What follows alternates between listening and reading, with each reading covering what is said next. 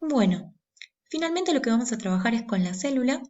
No vamos a profundizar tanto en las estructuras, con las funciones, sí las voy a mencionar de manera general, pero sí vamos a trabajar con las características, con las clasificaciones, estructuras importantes en cada uno de los tipos celulares, ¿sí? Pero vamos a comenzar preguntándonos qué es una célula. Una célula es la unidad básica de todo ser vivo de manera estructural, funcional, reproductiva y genética. ¿Qué significa esto? Que sea la unidad básica estructural es que todos los seres vivos están constituidos por una o más células. Que sea la unidad básica funcional significa que todas las funciones se llevan a cabo en las células. Que sea la unidad básica reproductiva significa que todas nuestras células provinieron de otra preexistente, ¿sí? Por la reproducción celular. Y que sea la unidad básica genética significa que en nuestras células, ¿sí? Las células poseen la información genética en el ADN que se transmite de una generación a la otra. ¿Esto qué significa? Que el ADN se va a encontrar justamente en nuestras células, en cualquier célula de nuestro cuerpo.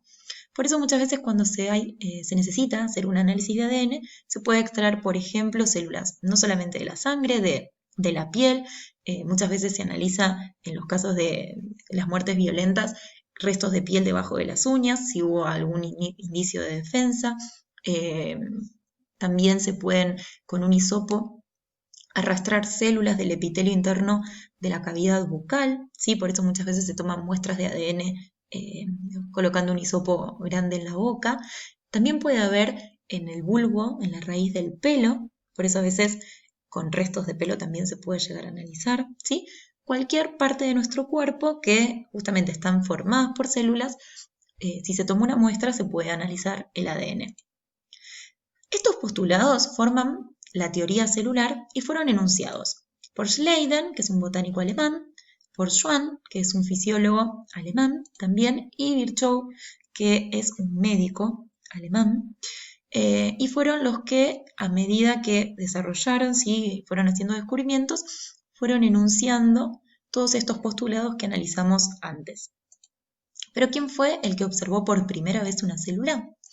Bueno, su nombre fue Robert Hooke, fue un científico inglés que en 1665, observando una lámina de corcho al microscopio, vio, los microscopios eran mucho más sencillos, les puse una imagen de cómo era un microscopio de aquella época, ¿sí? Acá se ponía la muestra y por acá miraba, se veían justamente como estas celditas, estos espacios. Y de ahí viene el nombre de célula, ¿sí? Incluso en inglés es cell, ¿sí? Como si fuera celda. Según el número de células, los seres vivos pueden ser unicelulares o pluricelulares. Esto ya lo habíamos visto, pero lo recordamos.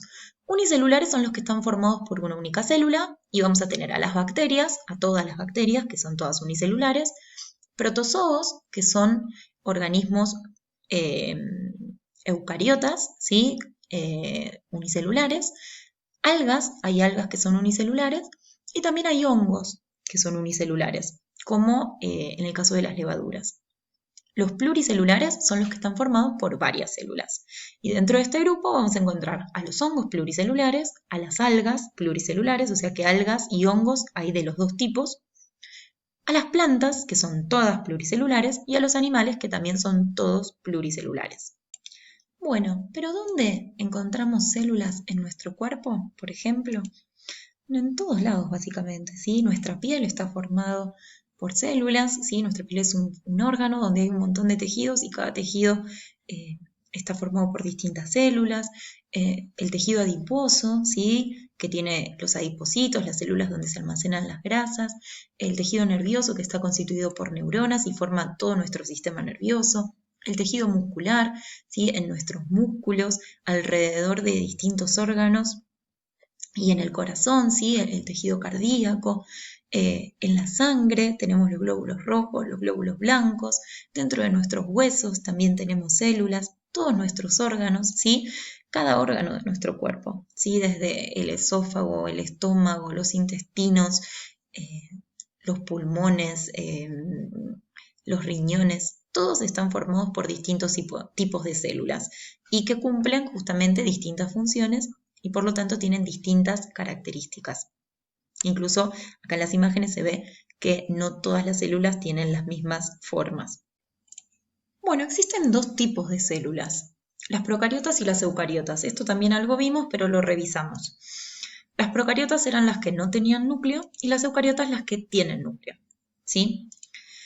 Si vamos a analizar la estructura de una y la otra, vamos a ver que hay cuatro estructuras que tienen en común.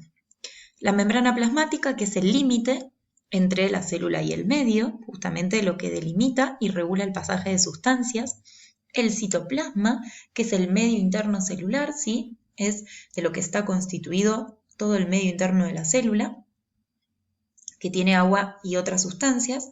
El ADN, que es la molécula que contiene la información genética, que en procariotas va a estar en el citoplasma, y en eucariotas va a tener una región delimitada específica, que justamente va a ser el núcleo, y va a ser justamente lo que le da el nombre a la célula.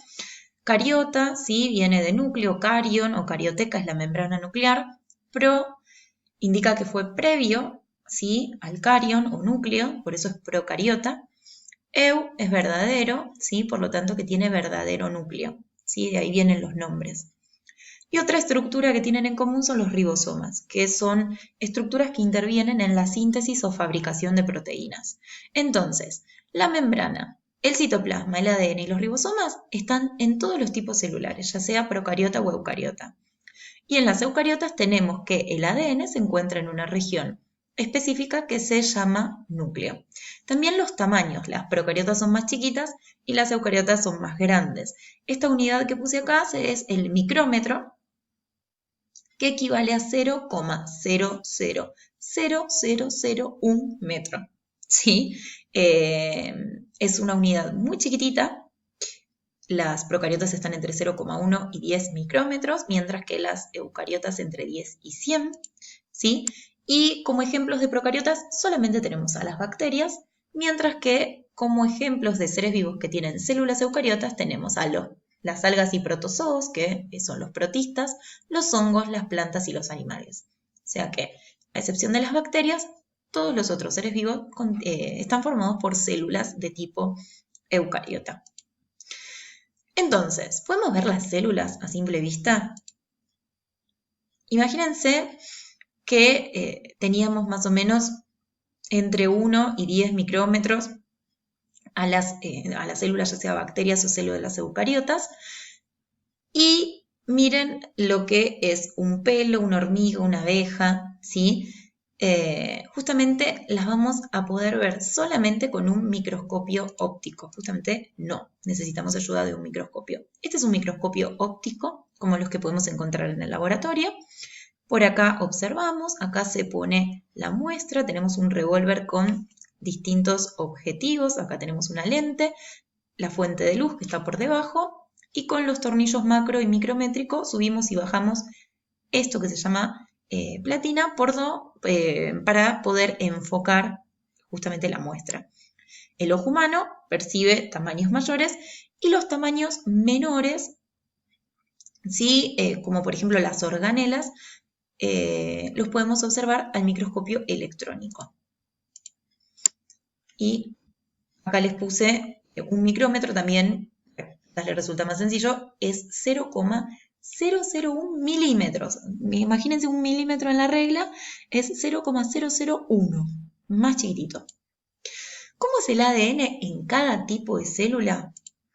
En la célula procariota, el ADN es una única molécula que es de forma circular, ¿sí? Una única molécula circular.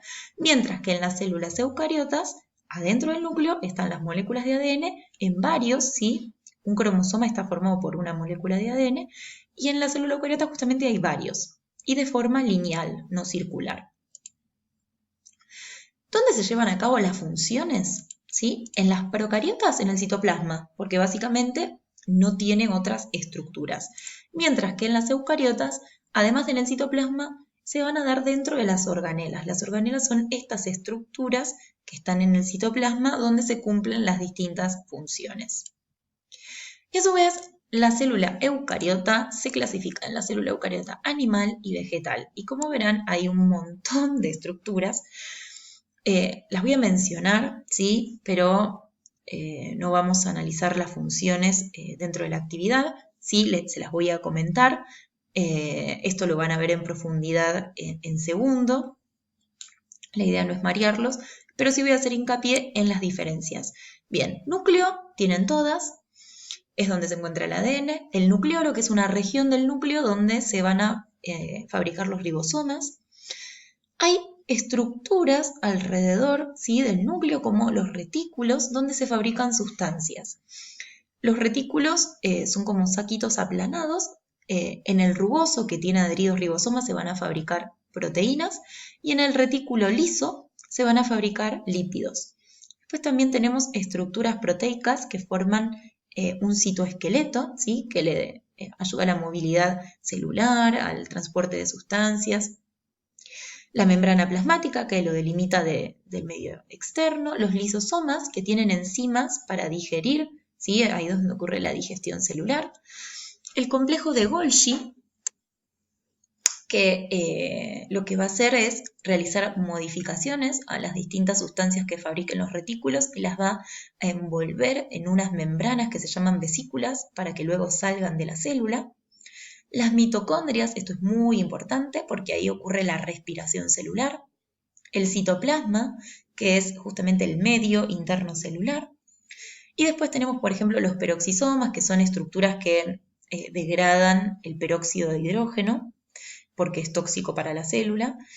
Los ribosomas, que los habíamos mencionado anteriormente, que pueden estar sueltos o pueden estar adheridos al retículo rugoso, que es donde se van a fabricar las proteínas. Y después tenemos estructuras que son exclusivas de la célula animal y estructuras que son exclusivas de la célula vegetal. La vacuola, como ven, está en los dos, solamente que en la célula vegetal se hace la distinción de que es mucho más grande. La reserva de agua es donde, justamente la vacuola es donde está la reserva de agua, y en las células vegetales esa vacuola lo que le da también es turgencia y sostén a la célula vegetal. Además, la célula vegetal por fuera de la membrana plasmática tiene una estructura que es la pared celular, ¿sí?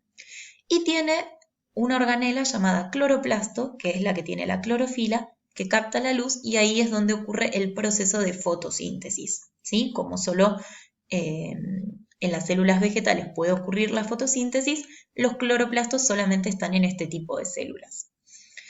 Y otra estructura que es exclusiva, pero del animal, son los centríolos, que son unas estructuras que intervienen en la reproducción celular, ¿sí?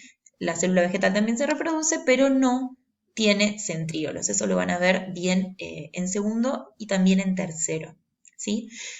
Más o menos hasta acá era el análisis. Como ven, lo dije rápido, la idea no es ver las funciones de cada una estas estructuras, sino ver más que nada las diferencias. En clase solemos profundizar en las estructuras, pero no quería marearlos, simplemente presentárselas, y lo que más me interesó fue analizar diferencias, ¿sí? Primero, que entiendan que las células están en todas las partes, en todo nuestro cuerpo, ¿sí? Formando cada uno de nuestros tejidos, de nuestros órganos, que hay distintos tipos de células, las diferencias entre procariota y eucariota, cómo se encuentra el ADN en cada una de ellas, dónde ocurren las funciones, y a grandes rasgos ver las estructuras que tienen en común y de distinto tanto la célula animal como la célula vegetal.